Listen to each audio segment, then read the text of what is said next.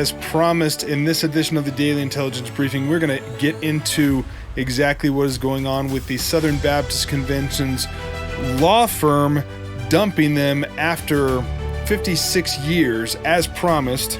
I had a title of the last video that said we were going to talk about that. I got to it for about 30 seconds and kind of ran out of time, or I guess maybe chose to run out of time because I'm trying to keep the videos to around that 10-minute mark. Have been very unsuccessful at that lately. And I kind of tend to think that maybe I should quit promising 10 minutes or less, because it's not going to happen. I think that viewers for our channel here and subscribers, which you should be subscribing to Protestia's YouTube channel, want a little bit more of an in-depth discussion into what is going on. And so that's what we're going to do today. We're going to dig into that story. We have one at Protestia right now. SBC legal counsel quits after denomination votes to waive attorney-client privilege over sexual abuse investigations. We're going to talk about that and also talk about Southeastern Baptist Theological Seminary Professor Karen Swallow Pryor, who I would argue is one of the most successful, within the realm of liberal evangelicals posing as conservatives.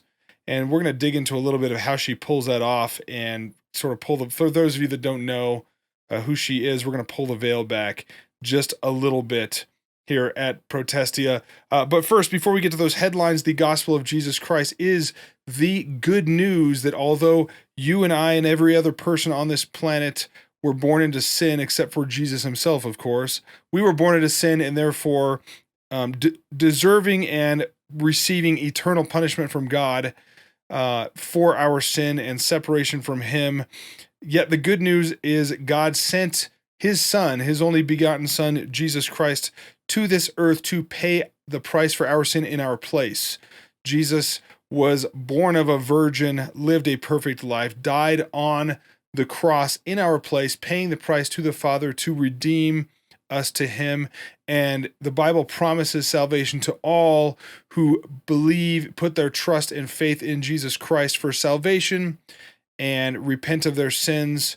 If you do that, if you believe in Jesus Christ, the true Jesus Christ, not the fake one that a lot of these other quote-unquote Christians may be telling you about, but the biblical Jesus Christ, you believe in him, you put your faith in him, you will receive the free gift of salvation. If you have questions about that. Oh, and I almost forgot, this is very important. He died on that cross, was buried and raised on the third day.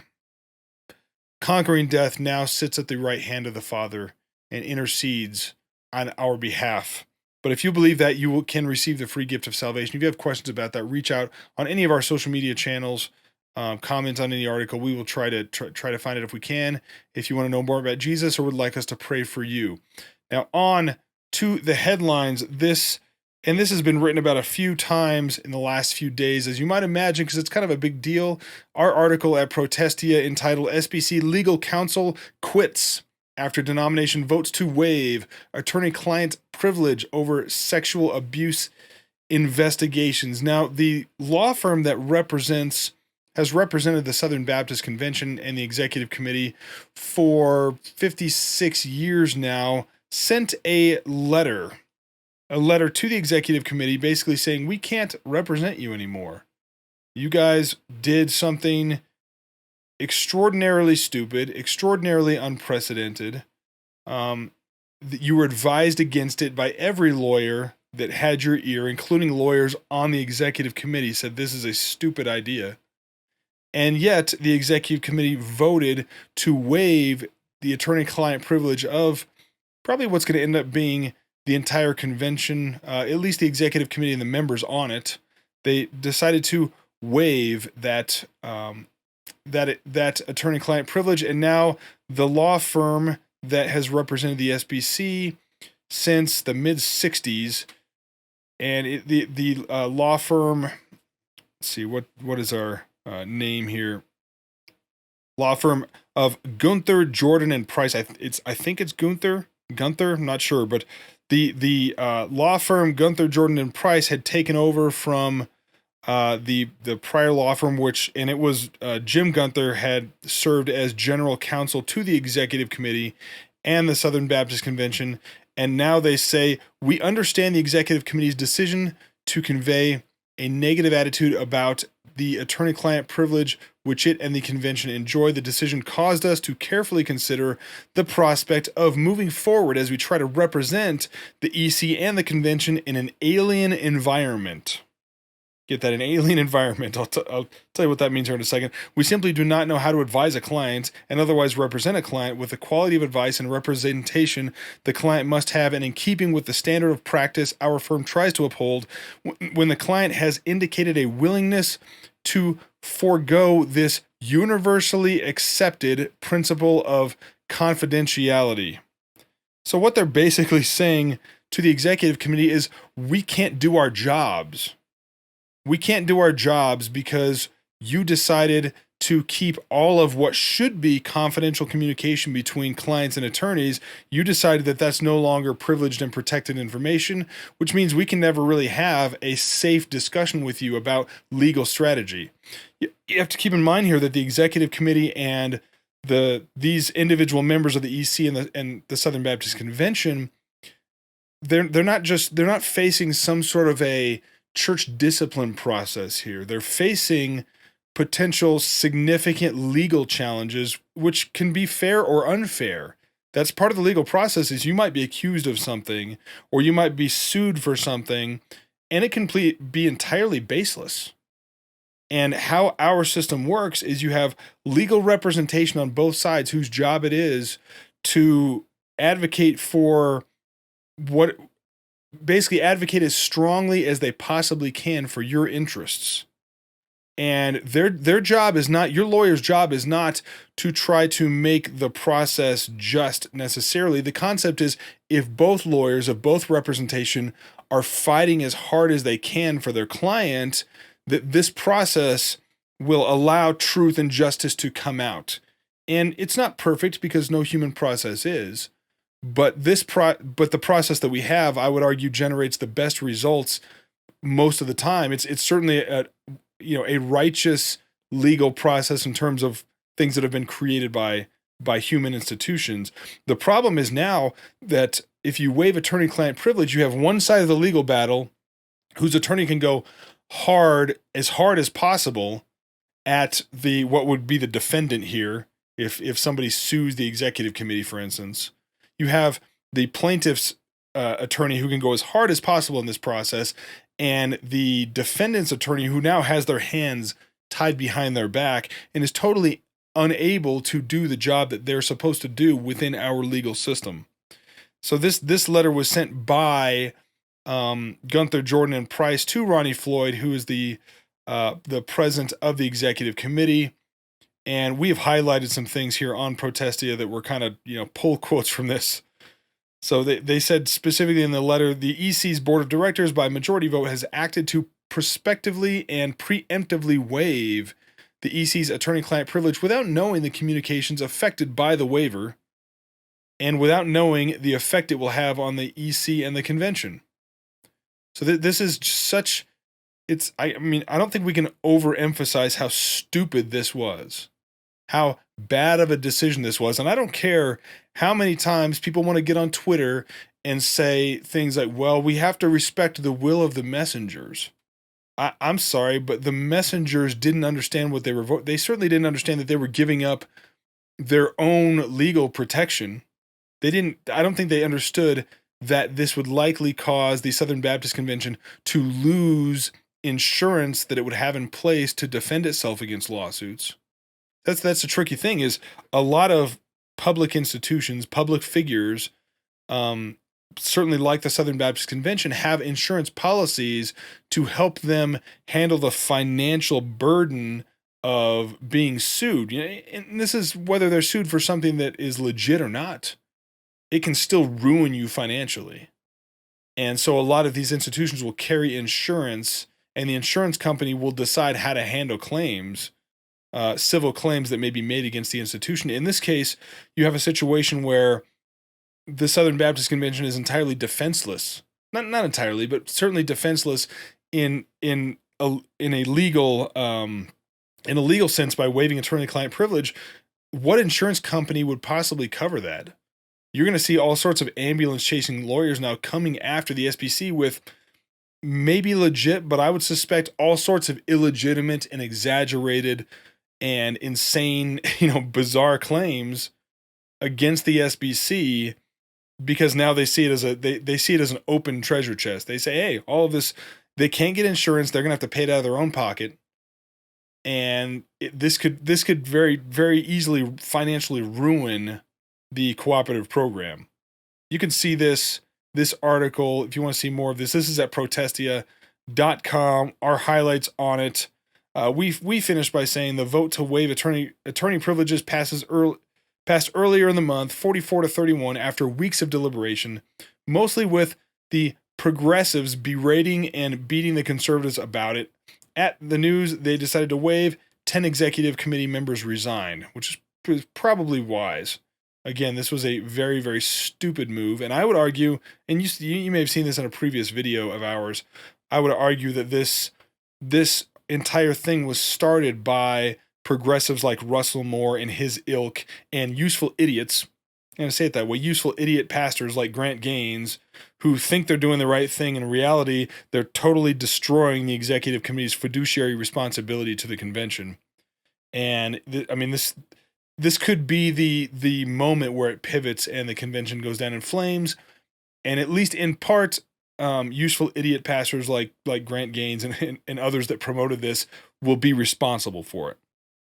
Now, speaking of liberals in the Southern Baptist Convention, we're going to talk a little bit about, and some of you may not know who this is, but I suspect if you've been reading Protestia, Pulpit and Pen, discernment blogs for a while, you may have become familiar with Karen Swallow Prior. She used to teach, actually, at Liberty University up until, I believe, 2019, and then decided to part ways, and I don't know why. She says it was something about academic independence, I think, like something wrong with Liberty, but she finds a home at woke Southern Baptist Seminary, Southeastern Baptist Theological Seminary, now under the helm of Danny Akin, who, by the way, was very much involved in pushing Ed Litton to be the president of the Southern Baptist Convention. Akin was tweeting, which I find entirely inappropriate, an entity head getting in the middle of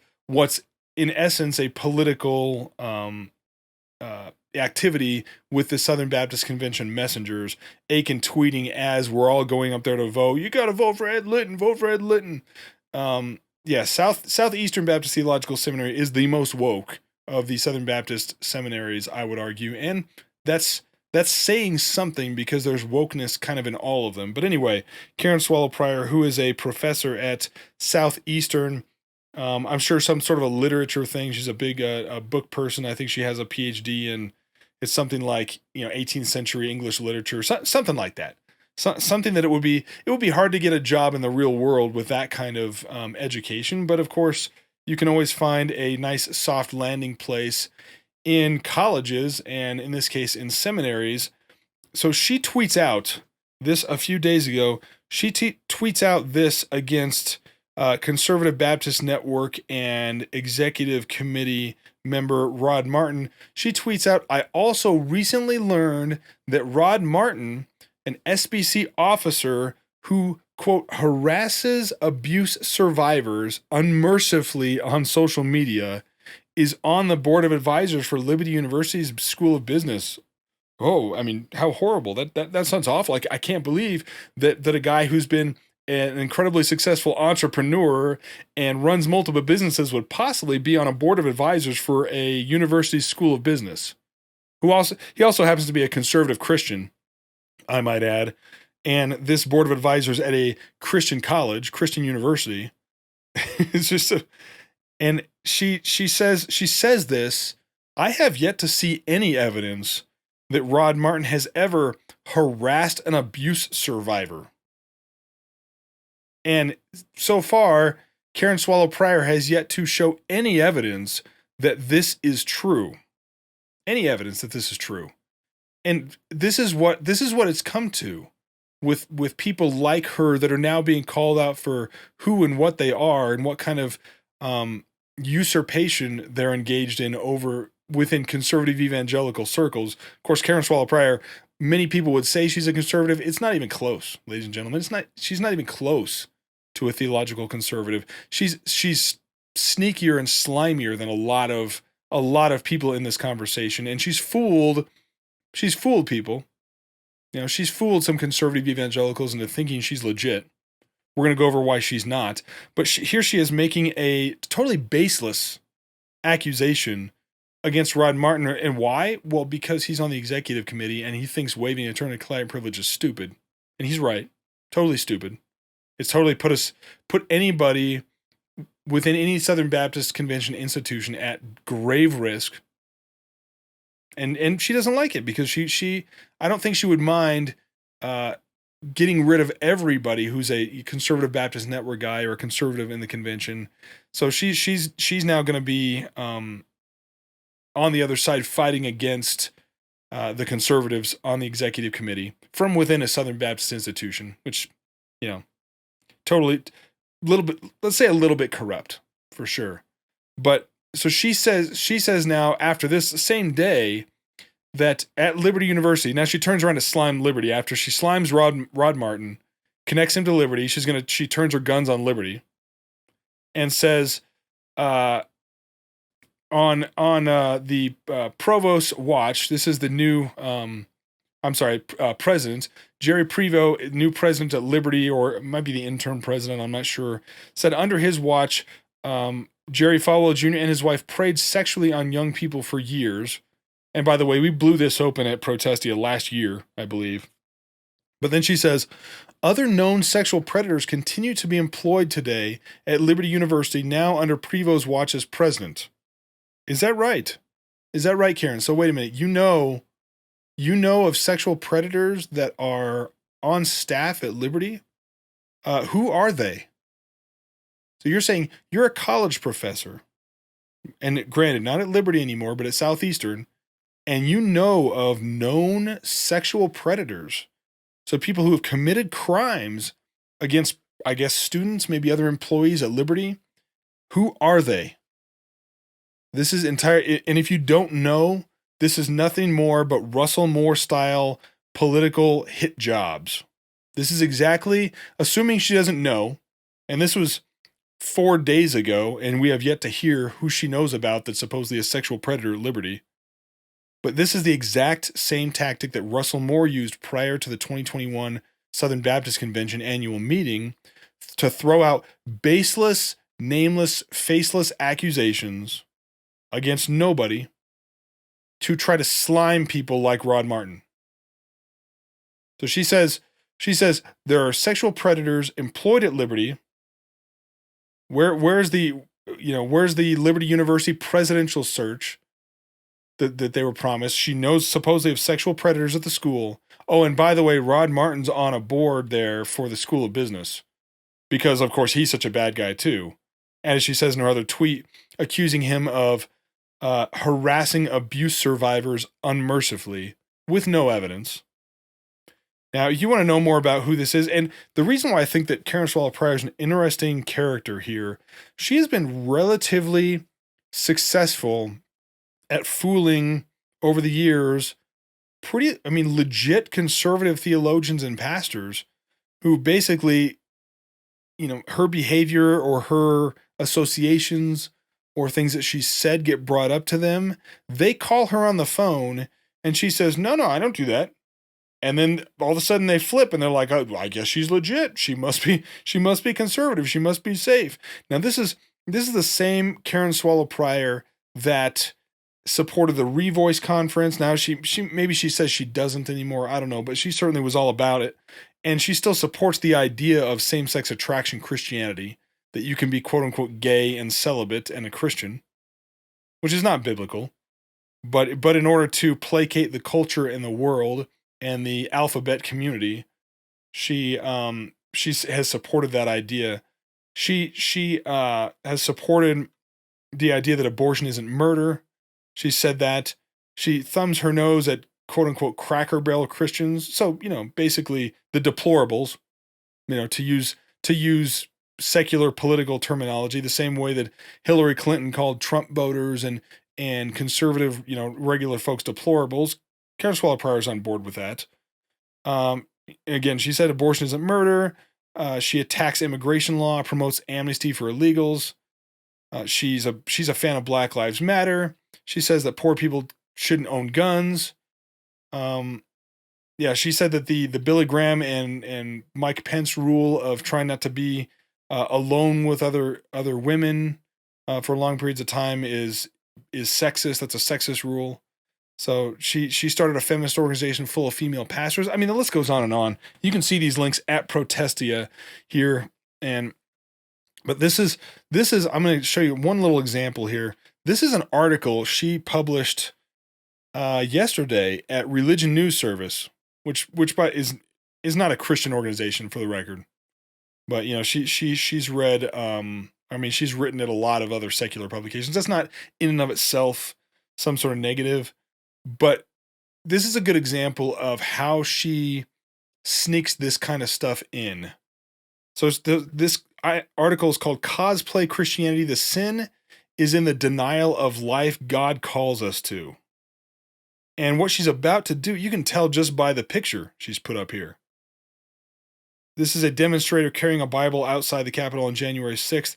She's about to excoriate regular Christians, American Christians, who try to stand up for their rights and try to stand up for individual liberty and these kinds of things as being fake Christians because they won't give up their rights and their liberty under some false notion of loving their neighbor.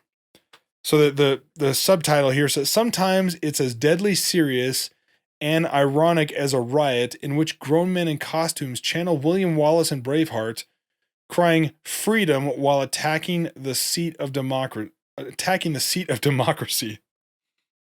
So, first of all, let's get this out here right now. The January 6th riots, if you can even call them that, were barely anything of the sort. The vast majority of people that attended the January 6th protest in D.C. committed no crimes. They were peacefully assembled and they were protesting. It's not that complicated. We see now, as video footage of that day has come out, the vast majority of people, even people who went into the Capitol, were just walking around. There was no infiltration, no insurrection, no attempts to take over the government, no attacking the seat of democracy. That's idiotic. It's an idiotic characterization. And by the way, while we're at it, when she says channel William Wallace and Braveheart, William Wallace was a historical character. Just for the record, I mean, you would think somebody with as much knowledge in literature as she has would know that he wasn't simply a movie character. Right? It wasn't somebody we made up so Mel Gibson can make this movie. He was, and granted, the movie is not historically accurate in many ways, but he was a real person. He wasn't William Wallace and Braveheart. And also, while we're at it, saying attack the seat of democracy, the United States is not a democracy, Karen. It's not a democracy. It's never been a democracy.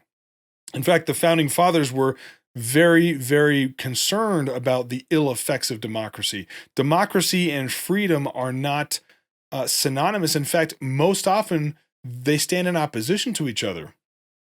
The founding fathers, and certainly scripturally supported, founded this country on the idea of God-given rights. So a democracy would say, whatever the majority wants is what happens. A democracy says it's mob rule. In the end, we may have some democratic institutions.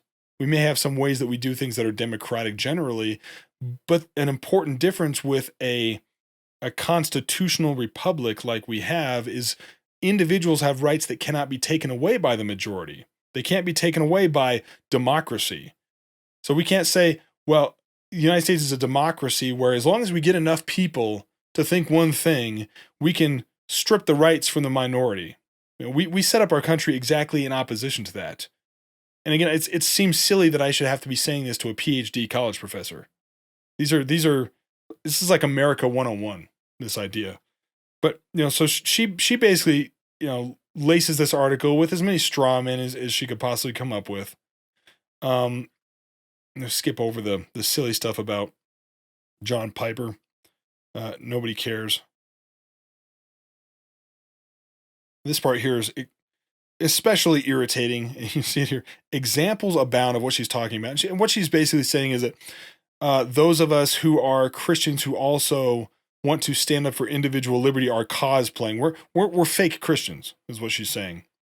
But this paragraph here is pretty irritating, where she says, examples abound. One pastor with a large public platform recently made a public defense of breaking the law in response to a common government regulation, which he considers persecution.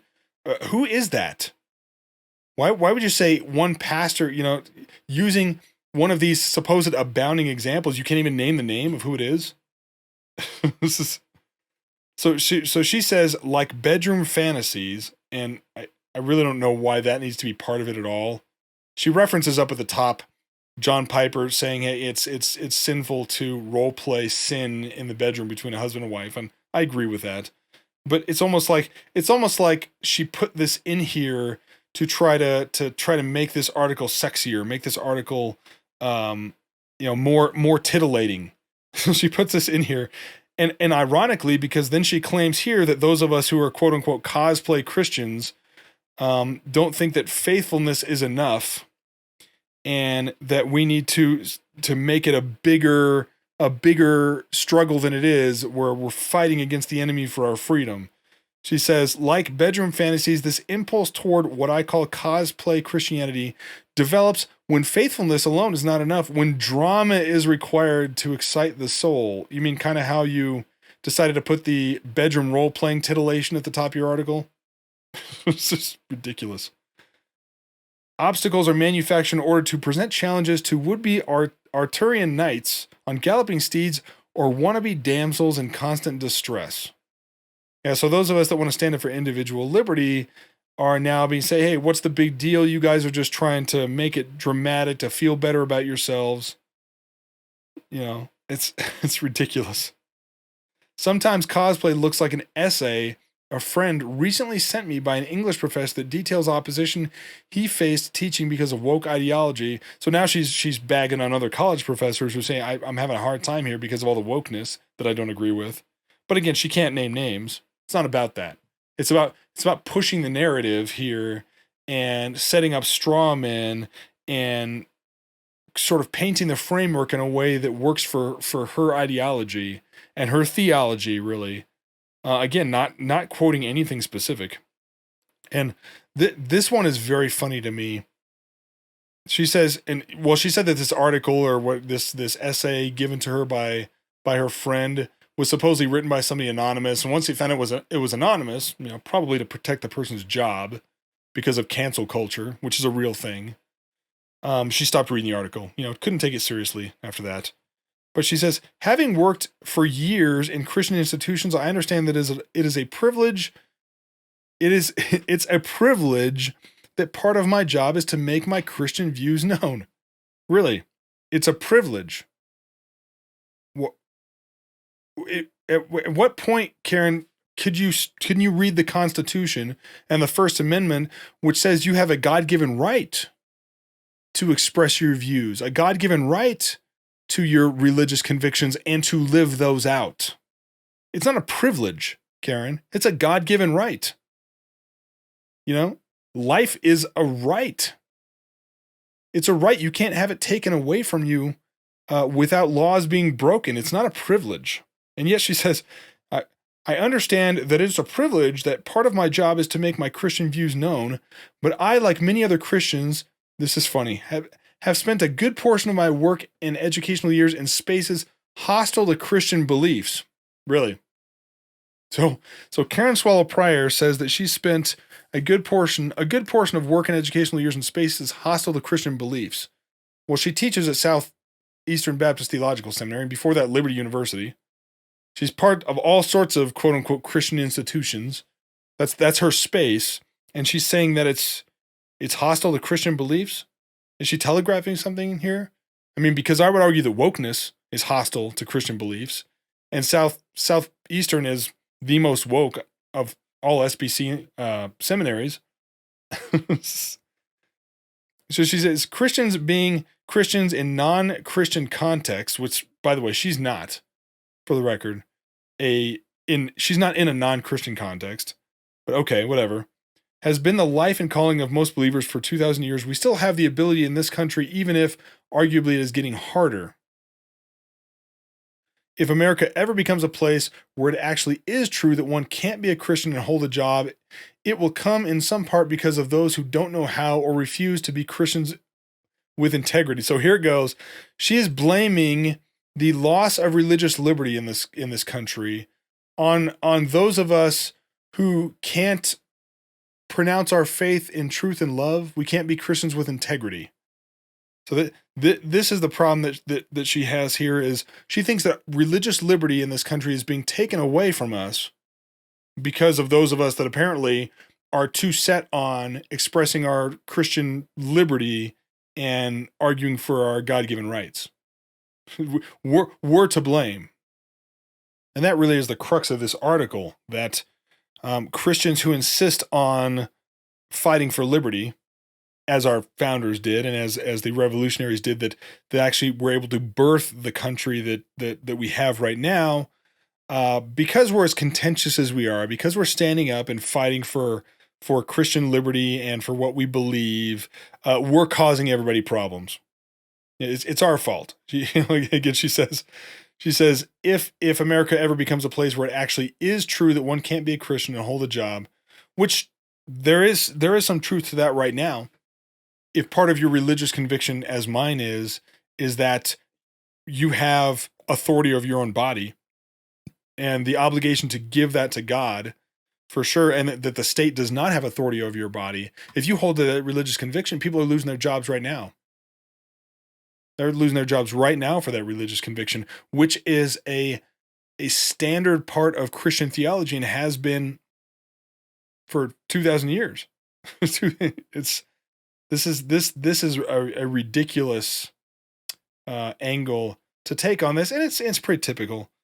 This is Karen Swallow Prior that thinks that the pro-life movement is not just anti-abortion, but all of life. She wrote an op-ed in the New York Times a little bit ago, maybe a month ago or so, basically arguing that Texas banning abortions after a heartbeat is detected is evidence that, well, we have a societal problem, that these abortions are necessary, and they wouldn't be necessary if we took pro-life to a more like a cradle to grave approach and took care of people's material needs so that they wouldn't need to get an abortion. I'm not paying for the New York Times, and my few free articles have run out, but you can probably find that if you look for it. That was in the New York Times very recently. Anyway, you can go to Protestia to see this article, and again, this long list of Karen Swallow Prior links, so that if she calls you on the phone and says, "No, I don't do any of that," that you won't be fooled either. Hopefully, I live up to whatever title I'm going to put on this video before it goes out. I want to thank you again for joining us for the Daily Intelligence Briefing from Protestia.com. Like our pages, subscribe to this YouTube channel, ring that notification bell to get notified of the next ones, and we will see you next time.